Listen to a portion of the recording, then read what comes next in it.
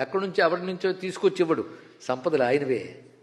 అందుకు శ్రీ ఈశ, సంపదలకు ఆయనే ప్రభు అయినటువంటి వాడు. అంటే నియామకుడు, అంటే ఇవ్వచ్చు తీసివచ్చు, రెండు చేయొచ్చు. ఎందుకు ఇలా తీసేసేవనకూడదు, ఎందుకు ఇలా ఇచ్చావని అడిగామా. కనుక ఇస్తాడు తీస్తాడు, ఆయన ఇష్టం. అదే శ్రీద శ్రీశ, శ్రీ నివాస, సిరికి నివాసమైన వాడు. శ్రీవాస శ్రీ నివాస, రెండు ఇంచుమించు ఒకే అర్థం కదండి.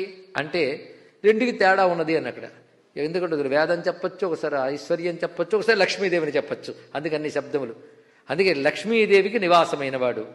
మరొకటి శ్రీయందు నివసించువాడు. స్త్రీ ఆయన యందు నివసిస్తోంది, స్త్రీలో ఆయన నివసిస్తున్నాడు. అంటే సంపదలన్నీ భగవంతుడిలో ఉంటాయి, సంపదల్లో భగవంతుడు ఉన్నాడు. లేడు, సంపదల్లో భగవంతుడు లేకపోతే నీకు అక్కర్లేదు. అది ప్రతి సంపదలు నీకు ఆనందం కలిగించేది, పోషించేది ఉందా లేదా, ఆ శక్తి భగవానుడు తెలుసుకోండి. అంటే శ్రీయందు నివసించువాడు, స్త్రీలు తనయందు నివసించువాడు. ఇంకో గొప్ప అర్థం ఏంటంటే, స్త్రీ అనగా వేదము గనక వేదముల్లో ఎవడున్నాడు వాడే నారాయణుడు. శ్రీ నివాస శ్రీనిధి, అంటే సంపదలను ఆయన ఉన్నాయండి, కొన్నాళ్ళకి పోతాయండి అనకుండా ఎప్పుడూ పోని విధంగా ఉన్నటువంటి వాడు గనక స్త్రీలకు నిధి వంటి వాడు.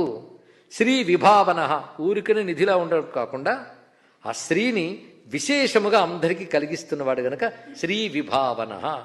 అందరికీ కలిగించడానికే తనలో సంపదలు పెట్టుకున్నాడు ఆయన, శ్రీ విభావన. అంతేగా